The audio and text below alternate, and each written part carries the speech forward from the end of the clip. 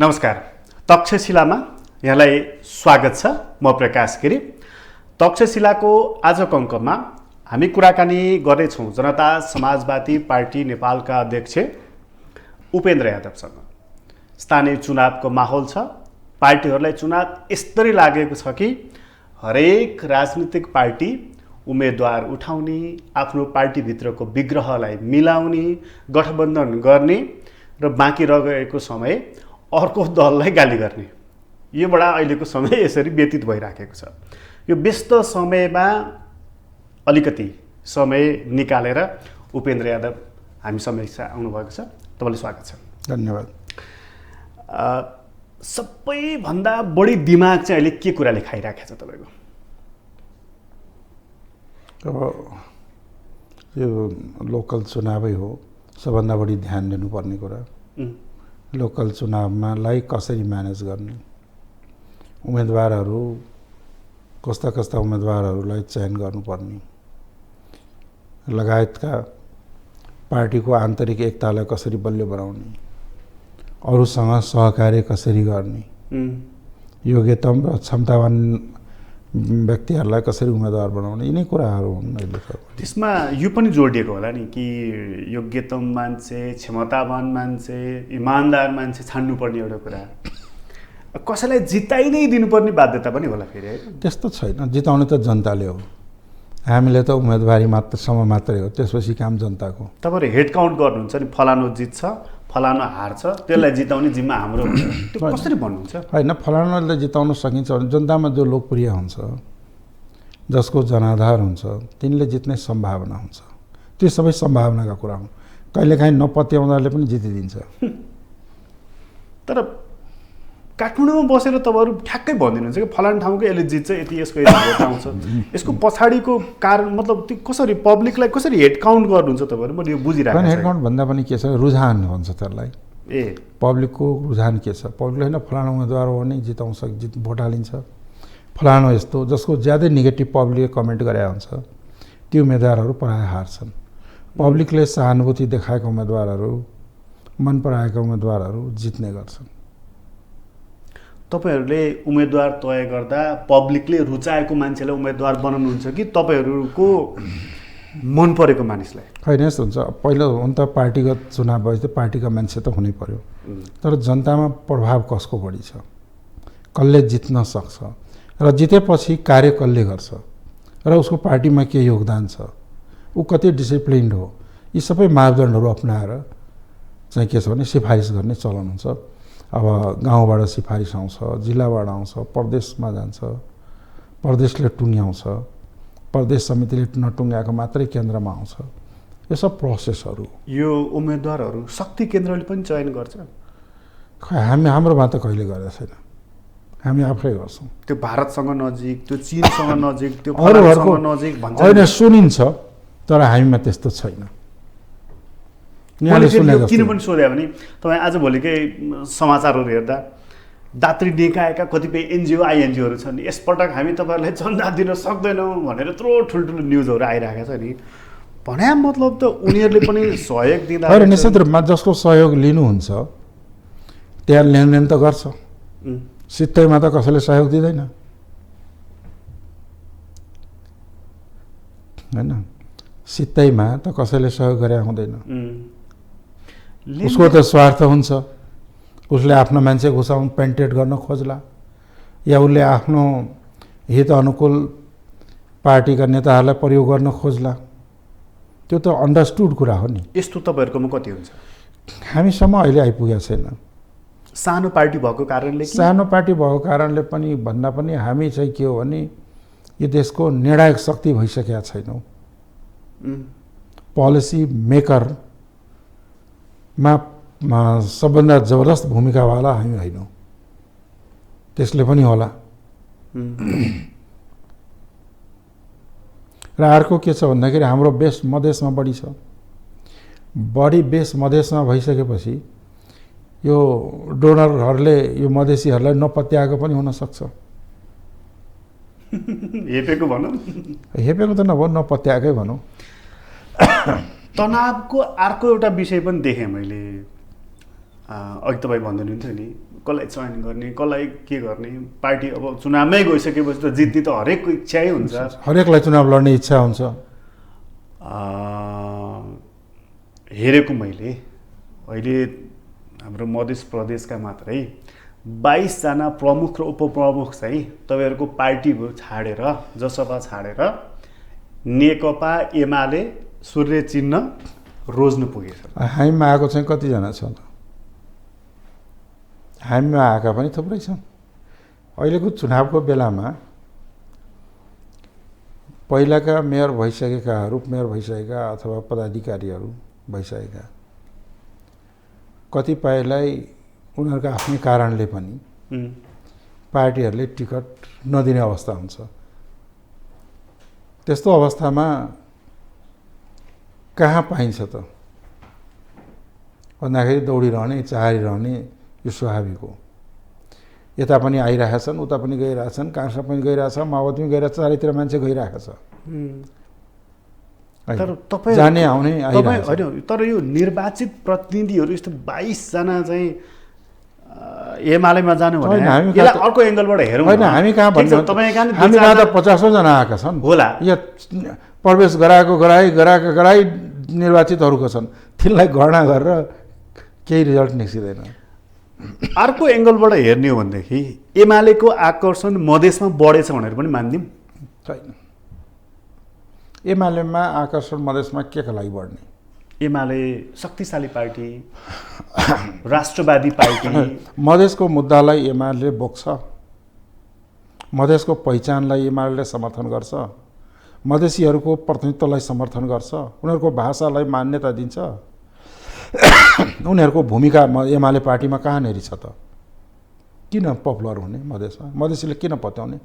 एकाटा चाहिँ के छ भने टिकट कतै नपाएपछि यसैमा फेरि बैतडी पार भइहालिन्छ कि भनेर दौडेकालाई मधेसमा पपुलर भएको भन्न मिल्दैन। तर वीरगन्जकै हेर्नुभयो होला, नागमाले के भयो, मेयर जस्तो मान्छे एमालेमा जानुभयो, अब फेरि त्यहाँ टिकट पाउने लगभग पक्का उहाँ तपाईँलाई याद होला, उहाँले दिएको वक्तव्यमा म अर्कै पार्टीमा हामीबाट त टिकट पाउनेवाला सधैँ थिएन। 5 वर्षको उहाँको जुन कार्य रह्यो त्यो वीरगन्जवासीले राम्रोसँग बुझेका छन्, बिचमा मिडियाहरूमा आइराखेकै हो। त्यसले गर्दाखेरि के हो भने यसपालि उहाँलाई पार्टीले टिकट नदिने भनिसक्यो हो, पक्का थियो। त्यसपछि उनी चाहिँ हामीसँगै भन्दा पनि अरू साथीसँग म काङ्ग्रेसमा जान्छु भनेर हिँडेको। काङ्ग्रेसमा जान्छु भनेर हिँडे, बाटामा एकजना मान्छे भेटे, एमालेतिर गए। अनि तिनका भरमा राजनीति हुन्छ। जसको आफ्नो भिजन छैन, जसले पद पाएर पनि जनताको प्रतिनिधि भएर पनि जनता काम गर्न सकेनन्, गर्न चाहेनन्, या अनेक खालका चाहिँ विकृति विसङ्गतिहरू फैलाए, तिनका भरमा राजनीति गरेर राजनीति हुँदैन। भनेपछि ती जो मानिसहरू तपाईँहरूको पार्टीबाट एमालेमा गए, एमाले जाजोलले मान्नुभएको कारणले गएका होइनन्। होइन, हामीतिर आउनेहरू पनि ती सबै चाहिँ के छन् भन्दाखेरि एकै नासका छन् भन्न सकिन्न। भने गतिला पनि त्यो चलिआइरहन्छ। गतिला मान्छे आएका छैनन्। होइन, गतिला मान्छे किन जान्छ? आफ्नै पार्टीमा बस्छ र अगाडि बढ्छ। ती अगतिला छन् भने तपाईँले माला लगाएर किन स्वागत गरेको? अब यस्तो छ, के छ भन्दाखेरि आउनेलाई स्वागत, जानेलाई बिदाई हाम्रो नेपाली कल्चरै हो नि। झन् मधेसको त राम्रो कल्चर हो, मेहमानबाजी भन्ने कल्चर हुन्छ। मेहमानबाजी त हुन्छ, चुनावको बखतमा साडी पठाइदिने, मिठाई पठाइदिने, यो के यो त गलत हो। यस्तो कहीँ देखाएको छैन। आउनेलाई प्रवेश गर्नेलाई स्वागत गर्ने, जानेलाई बिदाई गरिदिने, यो त सामान्य कुरा हो। यो चुनावकै बखतमा चाहिँ मान्छे तपाईँको पार्टीमा आउने, तपाईँको पार्टीबाट अर्काको पार्टीमा जाने, मानौँ यस्तो लाग्छ कि मलाई त यो सङ्ख्या, यो देशको जनसङ्ख्या नै 5 करोड पुगेको जस्तो लाग्छ क्या। हेर्नुहोस्, यो नेपालमा मात्रै होइन, हेर्नुहोस्, यो करिब साउथ इस्ट एसियामा यही हालत छ। भारतमा पनि यस्तै हुन्छ। अस्ति हेर्नु भने युपीमा तपाईँको बिजेपीको मन्त्रीहरू नै गए, अनि कोही काङ्ग्रेसका गए, कोही कता गए। यो जब चुनाव आइसकेपछि केही फ्लोटिङ मास हुन्छ, लिडरहरू छामीहरू यताबाट पाइँदैन भने यता पाइन्छ कि यता पाइन्छ भन्ने हुन्छन्, ती घुमिरहन्छन्। एउटा त्यो हो। विचारका आधारमा आउनेहरू आउँछन्, पार्टी चेन्ज हुन्छ, बहुदलीय व्यवस्थामा अदल बदल भइरहन्छ। ती चाहिँ के छ भन्दाखेरि चुनावभन्दा पहिला पनि हुन्छन्, चुनावपछि पनि हुन्छन्। तथापि अहिले जाने आउने सबै 100% गलत हो भन्ने पक्षमा छैन, तर एउटा जेनरल ट्रेन्डको कुरा गरेको हुँ। ती सब अवसरको लागि हो यसरी अदल बदल भइरहेको? अरू के का लागि गएको हुन्छ? एमाले पार्टी मन परेको थियो भने 5 वर्ष अगाडि नै गए हुन्थ्यो नि, 4 वर्ष अगाडि गए हुन्थ्यो, 2 वर्ष अगाडि गए हुन्थ्यो नि, 6 महिना अगाडि नै गएको भए पनि हुन्थ्यो नि, किन नगएको? यताबाट टिकट नपाएपछि उता जाने त्यो प्रवृत्ति के हो त? कुनै देश र समाजको सेवा गर्ने प्रवृत्ति हो र यो? टिकट पाउनको लागि जुन लफडा छ नि, अघि तपाईँले भनिहाल्नु योग्यता, दक्षता, क्षमता, त्यसमा अर्को एउटा पक्ष जोडिया छ क्या। यो त एउटा पक्ष हो। अर्को पक्ष चाहिँ जसले बढी खर्च गर्छ त्यसले टिकट पाउँछ भनेर क्या। अनि खर्च गर्न नसक्ने बिचरा इमान्दार कार्यकर्ता पार्टीमा बसे, जसपा भने, उपेन्द्र यादव भने टिकट पाउँदैन, नगरे के गरोस्? होइन, अब त्यसो भनेदेखि त पार्टी भनेको पसलमा खोले पसलमा पाउँथ्यो नि, उद्योग हुन्थ्यो नि, कपडा उद्योग, इँटा उद्योग, होइन, इलेक्ट्रोनिक्सको बजार, होइन, कपडाको बजार, मन्डीमा पार्टी हुन्थ्यो कि जसमा पैसा हुन्थ्यो उसले पार्टी किन्थ्यो। तर त्यस्तो त छैन अहिले। लगभग त्यसलाई त्यसो भनौँ, कोही राजनीतिमा लागेर व्यापार गर्छन् त्यो बेग्लै कुरा हो, एकाध अपवाद जहाँ पनि हुन्छ। यदि ओभरअल हेर्ने हो भने दुनियाँमा कहीँ पनि मात्रै पैसाले सबै थोक राजनीतिमा पाउँदैन, जनाधार पनि चाहिन्छ। नभए यो संसारै चाहिँ के छैन, व्यापारी, तस्कर, कालाबजारिया, माफियाहरूको हातमा हुन्थ्यो संसारै। तर अन्ततोगत पोलिटिक्सको हातमा छ नि, पोलिटिक्समा के छ? तर पोलिटिक्सको हातमा छ, तर पोलिटिक्सको संरक्षण त तिनीहरूलाई छ नि त, होइन? अब कसैलाई कसैबाट संरक्षण हुन सक्ला, तर त्यो तपाईँकै पार्टीको पनि कुरा आयो नि, नामै लिउँ न। त्यत्रो कन्स्ट्रक्सन कम्पनी चलाएका पप्पू त्यत्रो बदनाम छन्, त्यसलाई तपाईँले काखी च्याप्नुपर्ने, अँगालो बाँड्नुपर्ने कारण के छ? अब यस्तो छ कि के छ भने जनताले जिताएको, चुनाव जिताएको हो नि, उनी काङ्ग्रेसबाट हामीमा प्रवेश गरे हो, जनताले जिताएको, हामीले बोकेर पुर्याएको त होइन, एउटा कुरा। दोस्रो कुरा के हो भन्दाखेरि अब ती मुद्दा कोर्टमा विचाराधीन छन्, त्यो अहिले त्यसैमा रहन दिउँ। त्यस कारणले के हो भन्दाखेरि तर कानुनी रूपमा ठिक छ, तपाईँले भनेको यो कुरा म सहमत छु, अदालतले एउटा टुङ्गो लाग्यो। तर मैले भने जस्तो यो कारणले तपाईँ त जवाबदेही हुँदै गर्नु परेको छ नि एउटा कोही व्यक्तिको कारणले। त्यो त पेशागत कुरा हो। त्यो मान्छेले पुल बनाउँदैन, है उपेन्द्र यादवले किन त्यसलाई संरक्षण गर्नु पर्यो? त्यो मान्छेले बाटो बनाउँदैन, हे उपेन्द्र यादवले किन काखी च्याप्नु पर्यो? त्यो भन्ने मात्रै हो। तपाईँलाई फाइदा भयो त त्यसले? होइन, त्यो भन्ने मात्रै हो। त्यो बनाउँछ बनाउँदैन त्यो अर्को च्याप्टर हो, त्यो उहाँहरूको आफ्नो मामला हो। त्यो तपाईँसँग आर्थिक लेनदेनको विषय पनि हाम्रो कुनै अर्थ छैन त्यस्तो, होइन। तर चाहिँ के छ भने हाम्रो मामला भनेको पोलिटिक्स हेर्नु मकल मामला। ठेकेदारले पार्टी अध्यक्षहरूलाई पार्टी सञ्चालन गर्नको लागि ढुकुटीको व्यवस्थापन गरिदिन्छन्। खै हामीले त कहिले फन्डै भएन, कहिले पैसै छैन, त्यो त हामीलाई अनुभव छैन त्यस्तो। ठेकेदार किन चाहियो तपाईँलाई पार्टी? होइन, अनुभव छैन। पोलिटिक्समा लागेका मान्छे ठेकापट्टा व्यापार बिजनेस नगरी के चोरी डाका गर्ने त, पकेट मारी हिँड्ने त, त्यो त व्यवसाय हो नि। तर त्यहाँ के भएको छ भन्दाखेरि त्योभन्दा धेरै गलत कामहरू अरू ठेकेदारहरू पनि गरेका छन्। हो, तर तपाईँलाई तपाईँलाई पप्पू यति किन प्यारो भए? मलाई प्यारो अप्यारोको कुनै अर्थ छैन है। उनको व्यवसायको पट्टि उनकोपट्टि हो, पोलिटिक्सको पार्ट यतापट्टि हो। र पोलिटिक्समा पोलिटिकल केस होइन उनको, त्यति हामीलाई थाहा छ। बाँकी अदालतले जज गर्ने हो।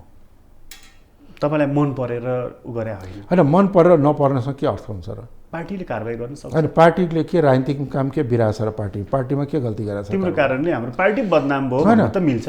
होइन, त्यो कारणले पार्टी बदनाम भएको छैन।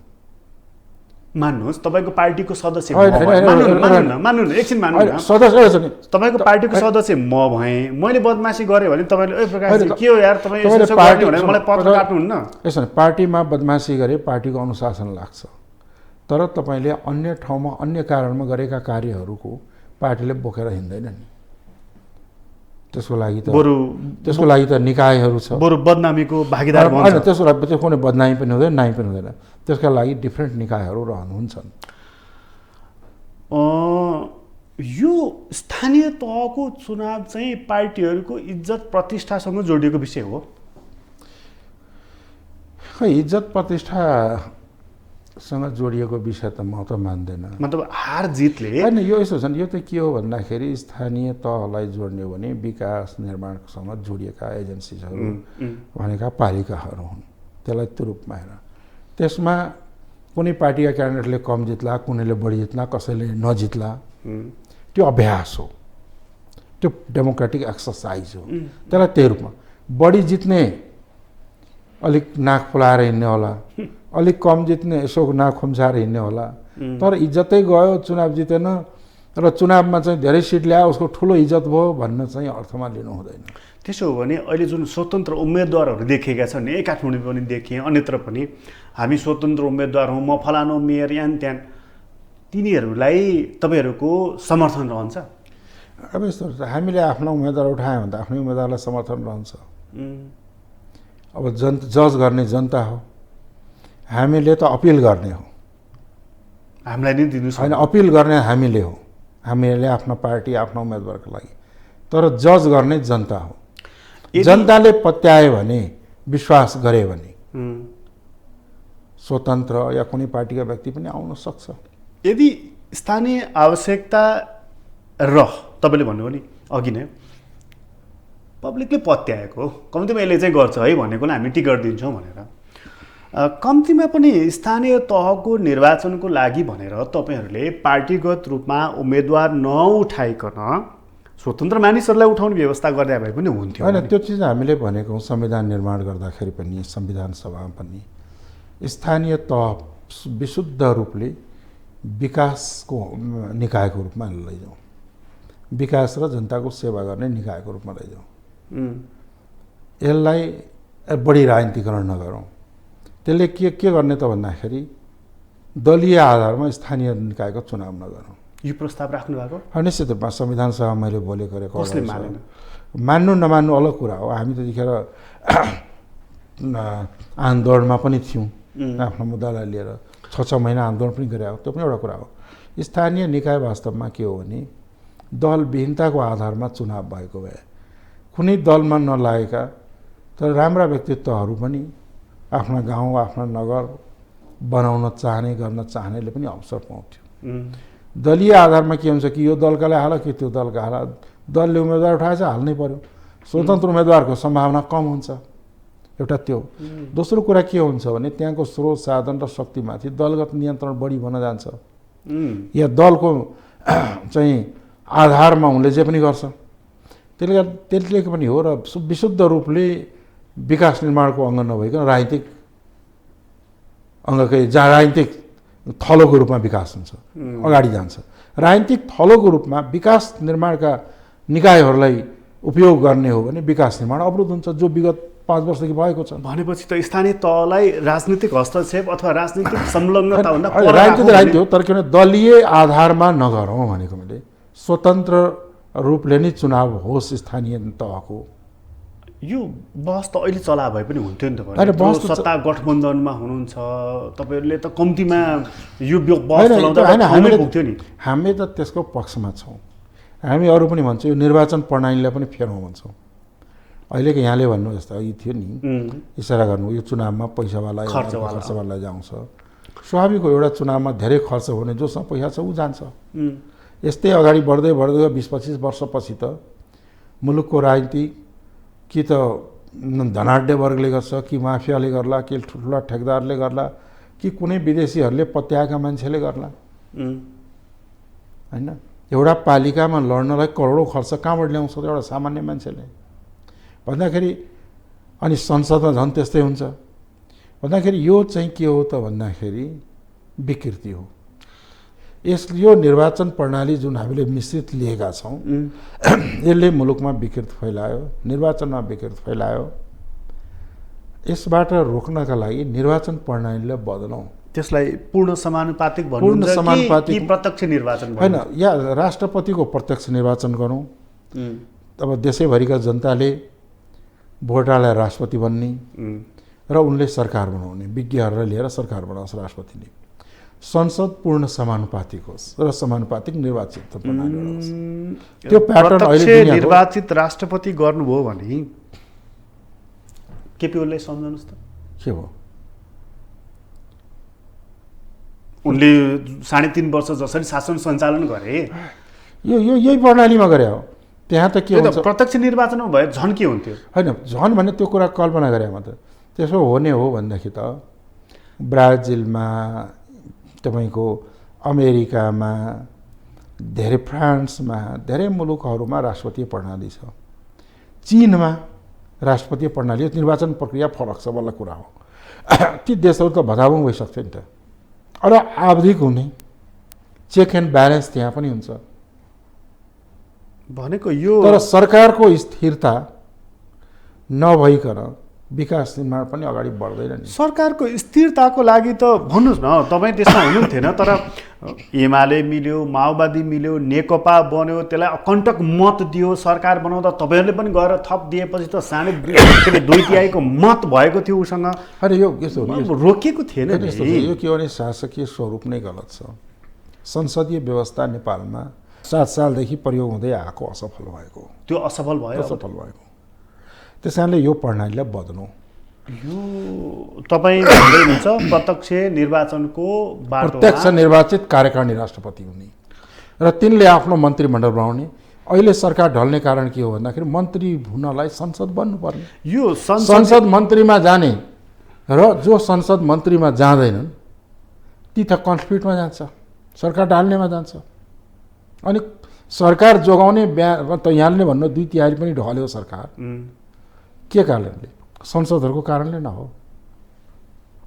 मन्त्री सबैलाई बनाउन नसकेको कारणले न हो। पालो सबैले मन्त्री बनाइदिए यो लफडै आउँदैन थियो। अरे पालो सबैलाई मन्त्री बनाउने त मुलुक त चौपट हुन्छ त। चौपटै हुने हो नि। त्यो गर्नु पनि सकिँदैन भनेको निर्वाचन प्रणाली बदलौँ भन्ने तपाईँको भनाइमा ल संसदीय प्रणाली असफल भयो भनेर मानिदिने हो भने हामीसँग दुईवटा विकल्प छन्। एउटा विप्लवजीहरू भन्दै हुनुहुन्छ वैज्ञानिक समाजवाद, खै के हो, जनगणतन्त्र। होइन जनगणतन्त्र त हुने अहिले गणतन्त्र होइन। अहिले कुन प्रणाली हो? अहिले राजतन्त्र छ र गणतन्त्र होइन र। तर यसलाई उहाँहरू जनगणतन्त्र त भन्नुहुन्न नि त। उहाँहरू त अलिअलि उत्तर कोरिया राजतन्त्र अन्त्य भएको व्यवस्था त गणतन्त्रै हो नि। कोरिया पनि गणतन्त्र हो, भारत पनि गणतन्त्र हो, जनगणतन्त्र भारतै हो। चीन पनि जनवादी गणतन्त्र हो, नाम जेसु राख्ने गणतन्त्रै हो। गणतन्त्र दिवस भारतमा मनाउँदा गणतन्त्र बनाएका छन्। गणतन्त्र भारत पनि हो, गणतन्त्र नेपाल पनि हो, गणतन्त्र बङ्गलादेश पनि हो, गणतन्त्र पाकिस्तान पनि हो। यो यही जनगणतन्त्र हो, गणतन्त्र हो। अब गणतन्त्रभित्रका शासन व्यवस्थाहरू फरक छन्। त्यो अबको यो त्यो धेरै ढिलो भइसक्यो, त्यो युग गइसक्यो। अब स्थिरताको कुरा छ नि। होइन स्थिरताका त्यो गइसक्यो।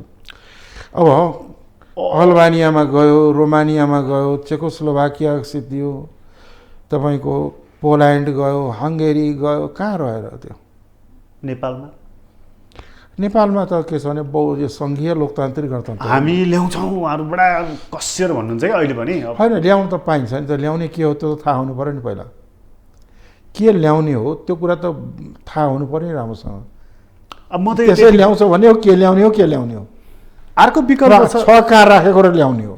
अब अर्को विकल्प छ स्थिरताको लागि चाहिँ यो संसदीय प्रणाली काम लागेन, फर्काउँ नारायण नीति, ल्याउँ महाराजलाई, लगाइदिउँ श्रीपेज। त्यसको त्यो अब युग गइसक्यो। अब राजतन्त्रको युग गइसक्यो। अब गणतन्त्रको युगमा आयो, लोकतन्त्रको युगमा आयो, समावेशी लोकतन्त्रको युगमा मुलुक दुनियाँ आइसक्यो अगाडि। ती पनि आएका थिए, गए। करिब संसारभरि अधिकांश मुलुकहरूमा राजतन्त्रै थियो नि। रुसमा पनि राजतन्त्रै थियो, भारतमा त झन् 600वटा राजाहरू थिए होइन। 600वटा भन्दा बढी राजाहरू थिए होइन। त्यो गए ती रुसमा पनि। पुनरागमनको सम्भावना कति हो? मलाई त कुनै सम्भावना देख्दिनँ। अहिले जसरी राष्ट्रिय प्रजातन्त्र पार्टी युवा नेता राजेन्द्र लिङ्गदेनले सम्हालेका छन्, हामी एउटा जनउभार ल्याउँछौँ, यो उभारले राजा ल्याउँछन्, राजा ल्याइसकेपछि अनि रामराज्य सुरु हुन्छ उनी जुन भन्दैछन् नि आइडियल स्टेटको कुरा गर्दैछन् नि। अब कुन दिन उहाँले चाहिँ गणतन्त्रको कुरा गर्न थाल्नु होला। कमल थापा पनि त्यही कुरा गर्नुहुन्थ्यो हिजो अस्ति। आजकल त झन् कम्युनिस्ट पार्टीसँग मिलेर गणतन्त्रको कुरा गर्दै हुनुहुन्छ। भनेपछि तपाईँलाई 10मा 1 मन पनि छैन कि राजतन्त्र राज संस्था होइन, रिभर्स प्रोसेसमा जाँदैन मुलुक। कुनै ठाउँमा यस्तो चाहिँ के छ भने एक जमानामा इङ्ल्यान्डमा भएको थियो, ग्लोरियस रिभोल्युसनबाट राजालाई ल्याएर राखे। यो अहिले तर त्यो घटना सबै ठाउँ दुनियाँमा दोहोरिन्छ। तर अहिले तपाईँहरूले ल्याएको सङ्घीय लोकतान्त्रिक गणतन्त्रले पनि त कौन सा चाहिँ गतिलो काम गरेको छ र? होइन, यसो भने काम त गरेर नहुन्छ। त्यो त शासन प्रणाली हो, त्यो आफैले वर्क गर्दैन। पोलिटिकल पार्टीले वर्क गर्ने हो, गभर्मेन्टले डेलिभरी दिने हो। त्यसमा के त हाम्रो त्यसमा त्रुटि त्यहाँनिर पार्टीहरू असफल भए भनेर मानौँ? असफल भएन भनेर भन्दिनँ, तर त्यो दिशामा मुलुकलाई लैजान सकेको छैन भन्नुपर्छ। यो 5 वर्ष सङ्घीय लोकतान्त्रिक गणतन्त्र नेपाल भइसकेपछि, संविधान जारी भइसकेपछिको यो 5 वर्षको अवधिबाट तपाईँ सन्तुष्ट हुनुहुन्छ? होइन, पहिलो कुरा त यो संविधानमै त्रुटिपूर्ण छ। अहिले नेपालमा सङ्घीय प्रणाली स्थापितै छैन।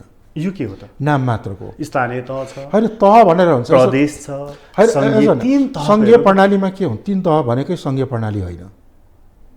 सङ्घीय प्रणाली भनेको 2 तह हो। प्रदेशको या प्रान्तहरूको या राज्यहरूको इकाइ हुन्छन् लोकल बडीहरू। अर्को कुरा, प्रदेशहरू सङ्घीय प्रणालीमा अधिकार सम्पन्न हुन्छ, स्वायत्त हुन्छ। प्रादेशिक मामलामा कार्यपालिका, व्यवस्थापिका, न्यायपालिका र रिसोर्स सबै उसको हातमा हुन्छ प्रादेशिकमा। अहिलेको प्रदेश भनेको चाहिँ के हो भने अपाङ्ग प्रदेश ल्याइएको छ, अपाङ्ग स्थितिमा। त्यो अपाङ्गताले फङ्सन र त्यसलाई पनि असहयोग, कुनै पनि प्रदेशमा कर्मचारी आवश्यकता अनुसार छैन, कुनै पनि प्रदेशलाई रिसोर्स आवश्यकता अनुसार छैन, अधिकार त छँदै छैन। संविधानले पनि के गरेको छ भने यो प्रादेशिक मामला हुनेछ तर सङ्घीय कानुन बमोजिम हुन्छ, सङ्घले कानुन बनाइदिएन भनेपछि त्यसका कारण एउटा हो, दोष अर्कोलाई दिनु हुँदैन। भनेपछि यसलाई त खारेजै गर्दै पनि हुने रहेछ। किन खारेज गर्ने? कामै यसलाई सुधार्ने होइन, कामै लाग्दो रहेछ। होइन, अति काम लाग्ने हो, यसलाई सुधार्ने। अब कपाल लामो भयो भने तपाईँ के गर्नुहुन्छ? होइन, कपाल लामो हुन्छ नि। होइन, सुन्नु, यो संहिता भनेको कपाल लामो हो नि, होइन। यो दाढी लामो भयो भने हामी के गर्छौँ? काटेको छौँ नि। फेरि अब यहाँ जस्तो बौद्धिक मान्छेले दाढी कपालसँग संहिता जोड्न नजोडौँ न। यो शासन प्रणाली हो। एकात्मक प्रणाली त हेर्नु न, एकात्मक प्रणाली हेर्नु न, यसरी यसले खर्च बढाएको हेर्नु। होइन, खर्च सुन्नु, हेर्नु न, श्रीपेशविहीन महाराजहरू चाहिँ चोक चोकमा, टोल टोलमा, गाउँ गाउँमा हेर्नुहोस् कस्तो छ, हेर्नु न। अब 250 वर्ष त एकात्मक प्रणाली प्रयोग भएको नि, यो हो राजतन्त्र प्रणाली प्रयोग भएको नि हो। किन मुलुक संसारको सबभन्दा दरिद्र मुलुक भयो त नेपाल? किन? त्यो लामो कपाल भएर भएको होइन, यहाँले भन्न खोजेको? तर हेर्नु न, आजको अवस्था हेर्नु न, होइन, त्यो भनेको नेपाल सबभन्दा दरिद्र भनेको आज होइन। होइन, नेपाल अब त त्यो 2.5 वर्ष अगाडिको सामन्ती व्यवस्थालाई दोष दिएर अब त मुक्ति होइन। सुन्नु, त्यसका असरहरू कम्तीमा पनि 62 देखि त तपाईँहरूकै हातमा। होइन, त्यो 62 देखि के भन्नु, नेपाल जब संसारमा इन्डस्ट्रियल रेभोल्युसनहरू भइरहेका थिए, ठुल्ठुला उद्योग कारखाना खोलिरहेको थिए, त्यो बेलामा नेपालमा राणा शासनको उदय भएको हो। हेर्नु न, अहिले हेर्नु, उद्योग खोल्ने, पाठशाला खोल्नेलाई मृत्युदण्ड दिएको छ।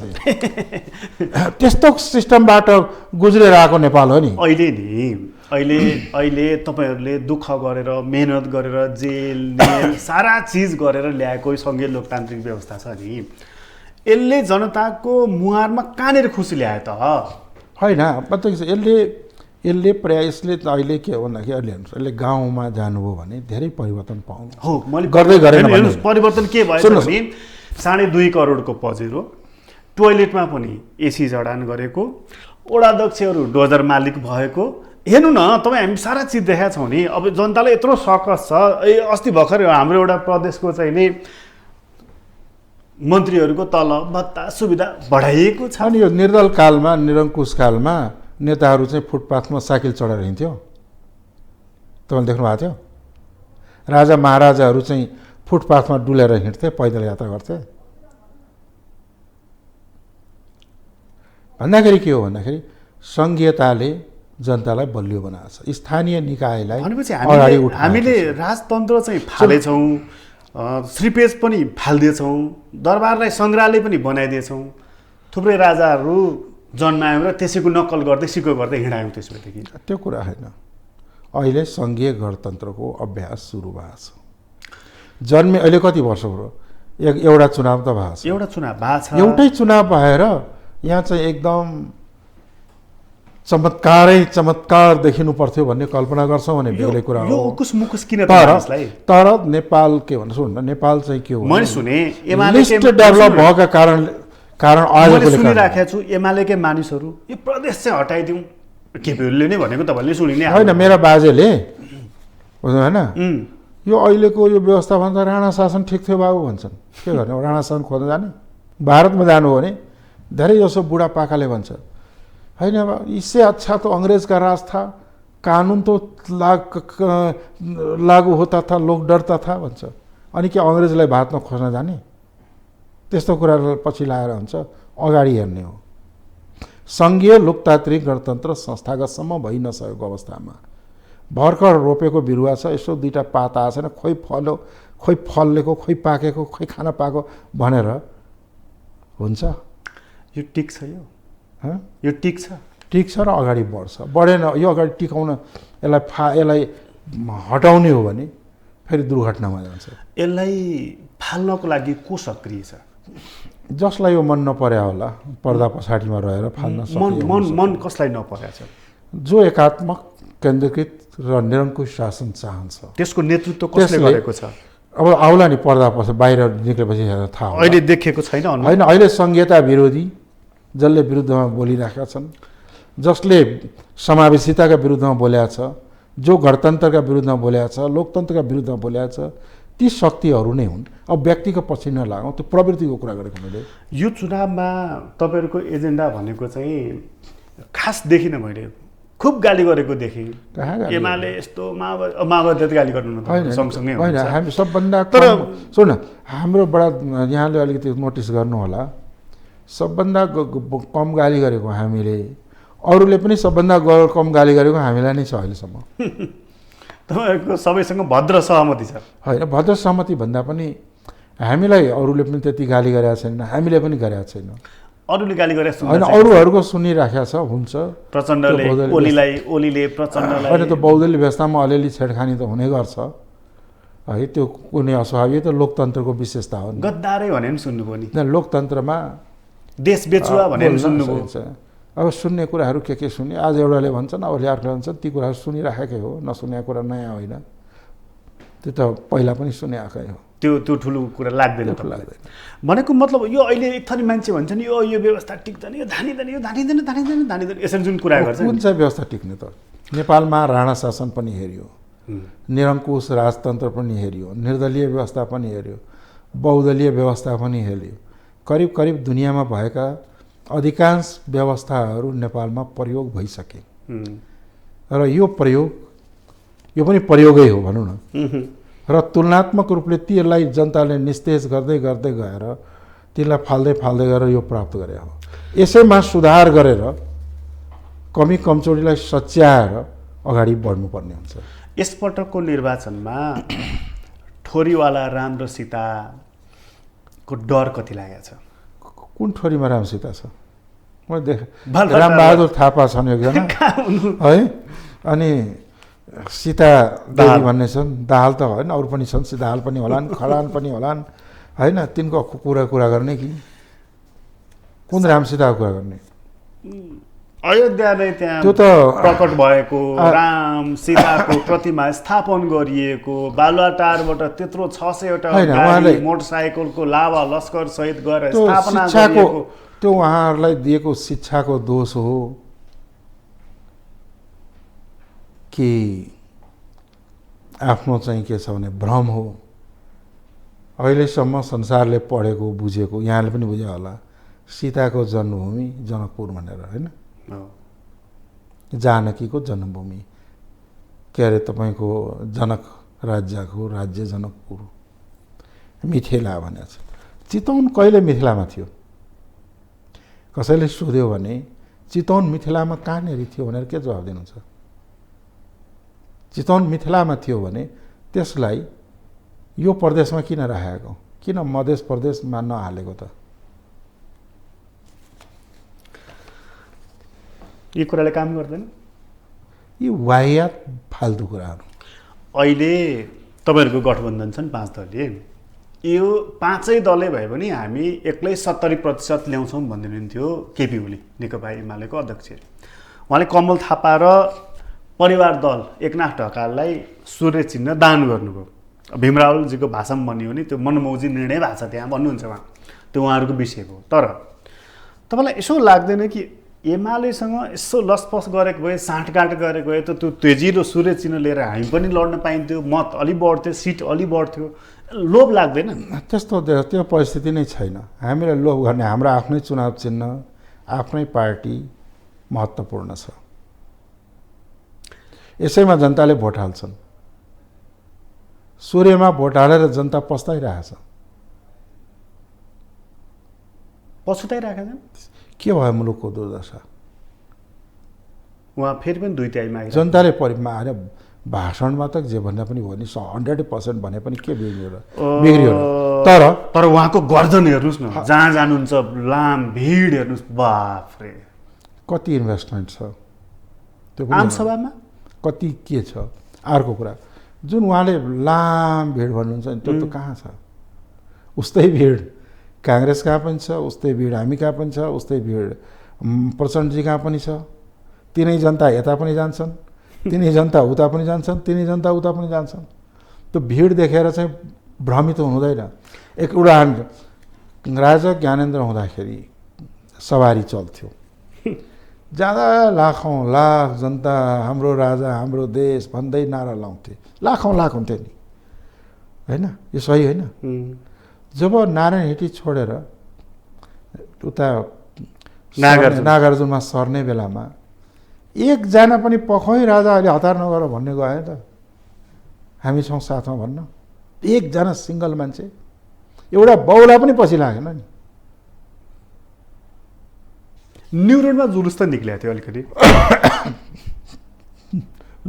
जसलाई सुनाउनु थियो उसले पनि सुन्न पाएन। भनेपछि भिडको पछि नलागौँ, भिडको कुनै अर्थ छैन। किन भिडको पछि लाग्ने होइन, भिडबाट भ्रमित हुनु हुँदैन भनेको मैले। त्यो अहिले जुन भिडको भ्रमित जहाँ अस्ति मैले हेरेँ, जुम्ला गएँ केपी ओलीको, भिड थियो, कालीकोट गएँ त्यस्तै, खोटाङ गएँ त्यस्तै। म त क्रेज चाहिँ रहेछ है एमालेको भन्ने लाग्यो क्या मलाई चाहिँ। तपाईँहरूको त्यत्रो ठुलो थिएन क्या? होइन, अब त्यो अब त्यसलाई परिणाममा कति रूपान्तरित हुन्छ हेर्दै जाउँ। त्यस कारणले भनेको अलिकति लोभ लागेको छैन। कमल थापाले त मौकामा चौका हानिसके, सूर्य चिन्ह प्राप्त गरिसक्यो। होइन, ठिक छ। अब उहाँ के भन्दाखेरि जित्ने निश्चित, हिजो राजावादी, अहिले पनि राजावादी, होइन छोडिसक्नु उहाँले हिन्दूवादी, त्यो चाहिँ हो। हिन्दूवादी र साम्यवादी एकै ठाउँ कसरी हुन्छ? हिन्दूवादी त तपाईँ पनि हो नि? होइन, म हिन्दू हुँ तर हिन्दूवादी भन्ने कुरा आउँदैन।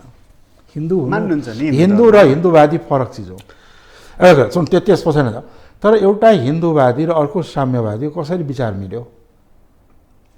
अर्को झन् क्रिस्चियन पनि आइरहेको छ।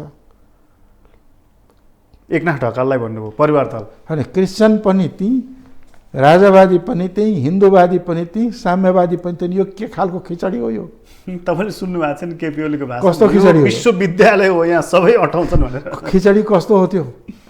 त्यो त चना चटपटीमा हुन्छ नि, खोर्सानीको धुलो पनि अलिकति, मुरी भुजिया पनि अलिकति, प्याज पनि अलिकति, अदुवा पनि अलिकति हालिदियो, यसो तेल अलिकति हाले जस्तो चटपटे जस्तो बने हो त। स्वादिलो हुन्छ नि, चटपटे स्वादिलो पो हुन्छ त। खाइसकेपछि पेट खराब गर्छ, धेरैलाई पच्दैन। सकभर ओइलकै पेट खराब होला सबभन्दा पहिला। विचार कहीँ रहेन, राजनीतिको मूल्य र मान्यता हराइसक्यो। मूल्य, मान्यता, विचार, आदर्श र सिद्धान्त चाहिँ पुरै परित्याग गरिसक्या हुन् त। पुरै परित्याग गरिसकेपछि जे गर्दा पनि भयो, जे भन्दा पनि भयो, जता जानु नि भयो। तपाईँहरूको गठबन्धन र उहाँको गठबन्धनमा के अन्तर छ र? एउटै कुरा त हो। होइन, त्यो हामीले बनाएको गठबन्धन एउटा ऐतिहासिक मोडमा बनेको हो, जब लोकतन्त्र धरापमा परेको थियो।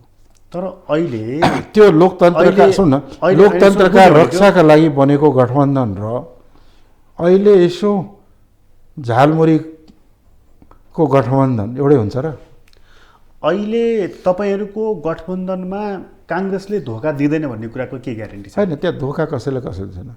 मैले होइन, जसो उसले जनकपुरमा नगर्ने भनिसक्यो। होइन, हामीले त्यसमा तर अन्यथा मान्दैनौँ कुनै ठाउँमा। धोका भनेको तपाईँलाई चाहिँ विश्वासमा लिएर अविश्वास गर्नु न धोका हो। गठबन्धनमा के छ भने मिलेका ठाउँमा जति मिलेर लड्ने, नमिल्न सक्यो फ्रेन्डली कम्पिटिसन गर्ने। यसमा कसले कसलाई धोका दिएको भन्ने? त्यसो भए तपाईँ मेन्टली प्रिपेयर्ड हुनुहुन्छ कि स्थानीय तहको निर्वाचनमा सबै ठाउँमा सबैतिर गठबन्धन हुन्छ भन्ने कुरामा? छैन, हुँदैन, सम्भवै छैन। मिलेको ठाउँ हुन सक्ने ठाउँ लड्ने, मिलेर लड्न नसक्ने ठाउँमा एक्लै फ्रेन्डली कम्पिटिसन गर्ने। यसमा कसले कसलाई धोका दिएको भन्ने? यो त कुनै अर्थै भएन धोका दिने भन्ने कुरा। भनेपछि त तपाईँहरू बडा यो लोकल बडीको चुनाव ढुक्क हुनुहुँदो रहेछ कि सबै ठाउँमा हामी एक्लै चुनाव लड्छौँ भन्ने कुरामा हामी अगाडि बढेका छौँ। तर कहीँ गठबन्धन होला, सिटको आदान प्रदान होला, सिट तालमेल भन्नु न हुन सक्छ भने ठिकै छ। गठबन्धन त्यसलाई हामीले इन्कार पनि गर्दैनौँ। गठबन्धनलाई तर गठबन्धनको देशैभरि एउटै प्यानल हुन्छ भनेर कहिले हामीले भनेका छैनौँ। गठबन्धनमा समस्या आउने चाहिँ चितवनबाटै हो भन्ने लाग्छ तपाईँलाई? माओवादी र कङ्ग्रेसको सन्दर्भलाई होइन, यसो छ नि, यसो छैन। मैले पहिले नै भने हाम्रो नीतिगत स्ट्यान्ड के हो भने लोकल चुनावमा गठबन्धन गर्न गाह्रो व्यावहारिक रूपले। दोस्रो कुरा के हो भने सबैले आफ्नो आफ्नो चुनाव लड्ने, जहाँ सिटको तालमेल हुन्छ गर्दा पनि हुन्छ लोकल चुनावमा। त्यसले गठबन्धन नै टुट्छ या यो हुन्छ भन्ने कुरा होइन। गठबन्धनकै एक किसिमको भनौँ न अन्डरस्ट्यान्डिङमै छ त्यो कुरा। भनेपछि लुज टाइपको फोरम तपाईँहरूले बनाउनु? निश्चित रूपमा मोर्चा होइन, यो मोर्चा होइन। त्यसपछि एमाले जुन भन्दैछ नि टुट्न आँट्यो गठबन्धन, अब देखिन्छ खास औकात भनेर, क्या त्यो चाहिँ उही बुढो गोरुलाई स्यालले पछ्याएर झर्ला र खाउँला भने जस्तै हो। त्यो झर्नेवाला छैन, खाने त कहाँ पाउने र? माओवादी र एमालेको गठबन्धनको चर्चा पनि उत्तिकै बाक्लो छ। किन गर्दा हुन्छ, गर्नु नि त, किन पर्खिराखेको? प्रचण्डजी जाँदा तपाईँ पनि जानुहुन्छ होला नि? किन जाने? तपाईँको मैले सुनिराखेको छु प्रचण्ड र उपेन्द्र यादव भनेको सिक्काको सिक्काका दुई पाटा हुनु भनेर। होइन, गलत हो। उहाँहरू साम्यवादी, हामी समाजवादी, कसरी एक ठाउँ हुन्छ? हामी समाजवादी लोकतन्त्र भन्ने, उहाँ जनवादी गणतन्त्र भन्ने, कसरी एक ठाउँ हुन्छ? प्रिन्सिपल हाम्रो डिफरेन्ट छ। तपाईलाई कतिपय मुद्दाहरू किन त तपाईँलाई कतिपय मुद्दाहरू उपेन्द्र यादवले त्यही मान्नुहुन्छ किन भन्छन् त मान्छेले? किन यो अन्डरस्टिमेट गरे? खै त्यस्तो त मैले सुनेको छैन। मैले कसरी सुने? मैले सुनिराखेको छु। अब तपाईँलाई कसले सुनाइदियो कानमा अलग कुरा हो। जे भन्छन् उहाँले मैले मान्ने, म जे भन्छु उहाँले मान्ने, यस्तो कुरा होइन। कुनै कुराहरू साझा भए इस्युजहरू भने त्यहाँ साझा धारणा बन्न सक्छ। यो चुनावको त्यो चाहिँ हो। तर चाहिँ के हो भने एकले अर्कालाई चाहिँ भन्या मान्ने, एउटै सिक्काको दुई पाटा भन्ने, यो वाहियात कुरा हो, यस्तो सम्भव छ। मलाई एउटा इन्ट्रेस्टिङ लागिरहेको कुरा चाहिँ चुनावको बखत छ।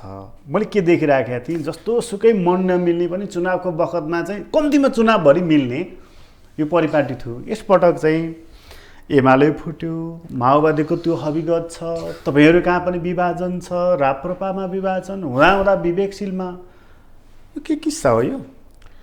पहिलो कुरा त एउटा महत्त्वपूर्ण पक्ष के हो भने नेपालमा लामोसम्म पारिवारिक शासन, निरङ्कुश शासन रह्यो, सामन्ती शासन रह्यो। दलीय अभ्यास भएको 10-15 वर्ष भएको छ। दलहरू अहिलेसम्म संस्थागत रूपले अगाडि बढ्न सकेका छैन। संस्थागत नभइसकेको अवस्था। धेरै के छ भने व्यक्तिहरू बढी हावी भएको, समुदायहरू हावी भएको, विभिन्न तत्त्वले खेलेको नेपाली राजनीतिमा अहिले स्थिर भइ नसकेको अवस्थामा त्यसको असर दलहरूभित्र देखिनु अस्वाभाविक होइन। यही अभ्यासबाट गएर जब राजनीति स्थिरतातर्फ जान्छ दलहरू स्थिर हुँदै जान्छ। यो विभाजनको सङ्केत के हो त? यो त भइरहन्छ बहुदलीय तीव्र गतिमा हरेक दल, कङ्ग्रेस बाहेकका सबै दल फुटेको अवस्था। कङ्ग्रेस पनि फुटेको थियो न, कङ्ग्रेस त होइन अहिलेको चाहिँ होइन, कङ्ग्रेस त झन् भन्ने हो एउटा पार्टी हो कि 5वटा पार्टीको मोर्चा हो। 5वटा पार्टीको मोर्चा, एउटाले निर्णय गर्छ गठबन्धन गर्ने, अर्को निर्णय गर्छ समानान्तर उम्मेदवार खडा गर्ने त्यो ठाउँमा, हेरिराख्नु छ। ती पनि चाहिँ फलानाको गुटलाई यति, फलाना गुटलाई यतिजना, फलाना गुटलाई बाँड्ने भनेपछि त्यो चाहिँ के हो भने गुटहरूको संयुक्त मोर्चा हो नि नेपाली काङ्ग्रेस। तपाईँहरूलाई कुरा गर्नको लागि कम्युनिस्ट पार्टीसँग इजी हुन्छ कि कङ्ग्रेससँग? हेर्नु त्यो चाहिँ के छ भन्दाखेरि हामीलाई वास्तवमा भने कसैसँग इजी लाग्दैन। किन? कुरा एउटा हुन्छ, काम अर्को हुन्छ, व्यवहार अर्को हुन्छ, विश्वासिला छैन। त्यस्ता छन् सबैको। त्यसले गर्दाखेरि के इजी के अप्ठ्यारो भने त व्यक्तिमा निर्भर गर्छ, कस्तो व्यक्तिसँग कुरा गर्नुपर्छ त्यहाँ निर्भर गर्छ। दाउपेच बढी कसले गर्छ? काङ्ग्रेसले गर्छ कि माओवादीले अथवा एमाले? हेर्नुहोस् के छ भने छिर्के लाउने, लडाउने, उत्तानो पार्ने, धोकाधडी गर्ने। पहिला काङ्ग्रेसले गर्थे, अहिले काङ्ग्रेसलाई एमाले उछिनिसक्यो।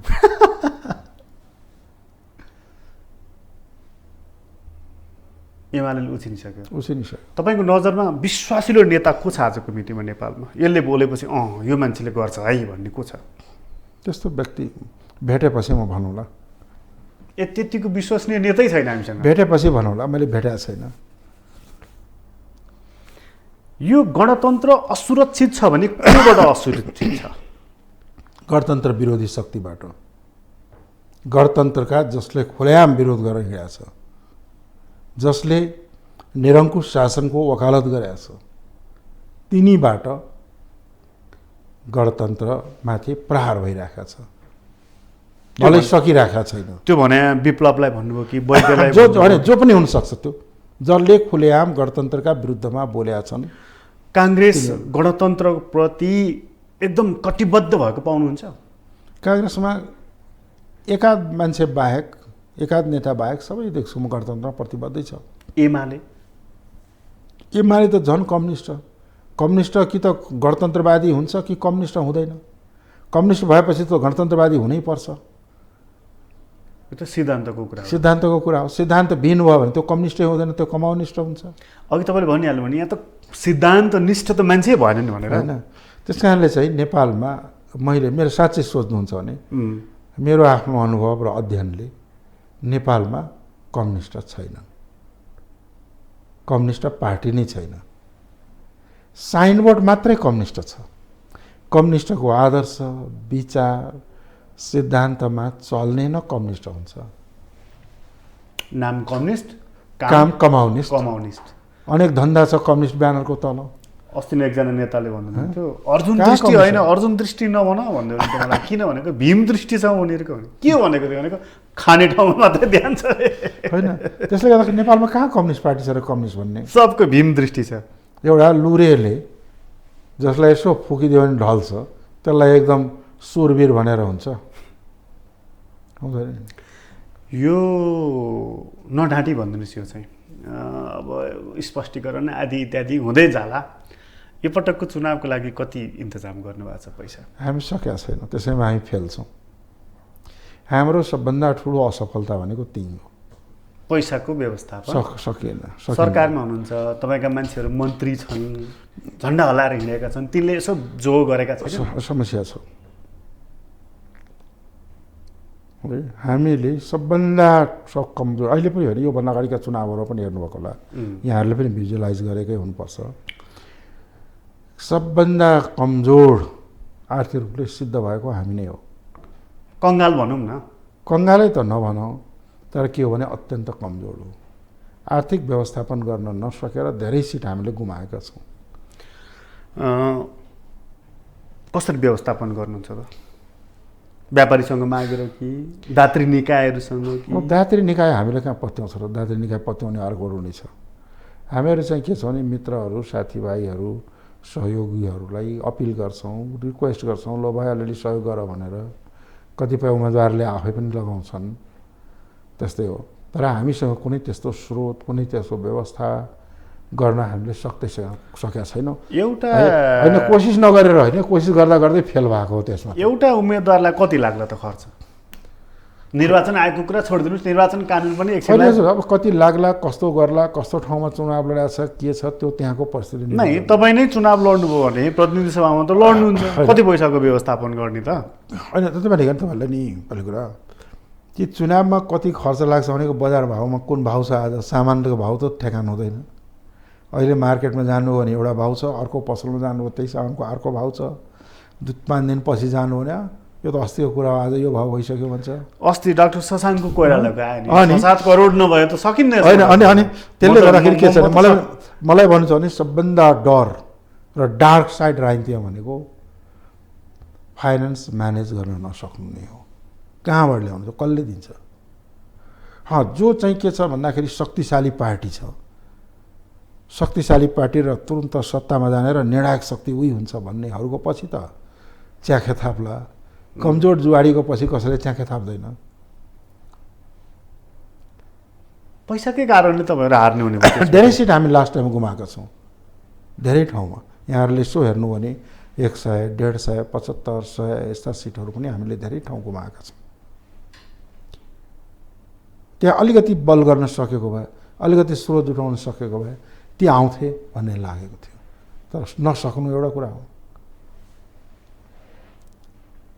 सिधै खर्च हुन्छ है पैसा।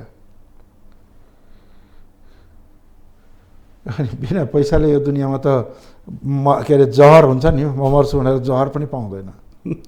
चुनाव त धेरै टाढाको कुरा हो।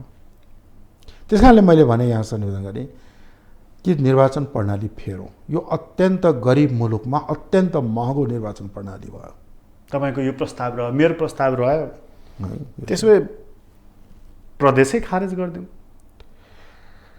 यो प्रदेशले चुनाव महँगो बनाएको र प्रदेशै पछि सांसद, प्रदेशै पछि सरकार। होइन, पहिला सुन्नु, प्रदेशले महँगो बनाएको होइन निर्वाचनलाई। गल्ती एक ठाउँमा छ अनि करेक्सन अर्को ठाउँ गरेर हुँदैन।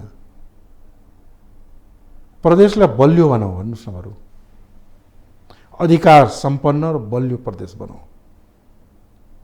यो अहिलेको स्थानीय चुनाव कुन चाहिँ सङ्घीय भएको प्रणाली भएको मुलुकमा केन्द्रले गराउँछ? सङ्घीय प्रणालीमा स्थानीय निकायको निर्वाचन प्रदेशले गराउँछ। हाम्रो त केन्द्रले गराइरहेको छ। केन्द्रीकृत शासन प्रणाली अहिले समाप्त भएको छैन, मानसिकतामा र व्यवहारमा र चरित्रमा। तपाईँलाई धेरै धेरै धन्यवाद। हस्, धन्यवाद। आदरणीय दर्शकबिन, तपाईँलाई पनि धन्यवाद। आज हामीले कुराकानी गऱ्यौँ उपेन्द्र यादवसँग। उहाँसँगको कुराकानी अहिलेलाई यति नै। तक्षशिलाबाट म प्रकाश गिरीलाई बिदा दिनुहोस्। ग्लोबल टेलिभिजन हेर्दै गर्नुहोला। नमस्कार।